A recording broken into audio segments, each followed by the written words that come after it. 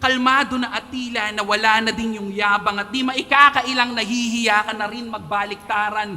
Mula Saito Sayad hanggang umabot sa Sagpangan, bumalik lang si Mot pero hindi yung inaasahan. Tangina, kung may isa pang decent round na na-spit si Sayad, alam mong ikaw yung hihilata. Nakita kang walang fanbase sa Cebu. Nakita siyang demotivated nung wala siyang fanbase sa Bisaya. Ulit.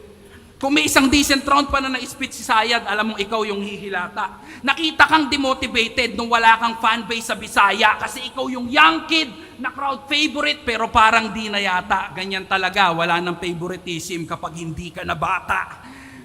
Aware si Boss P sa issue, kaya nga nandito tayo eh. Baka sakaling bumalik yung gigil pag may kababayang umalalay.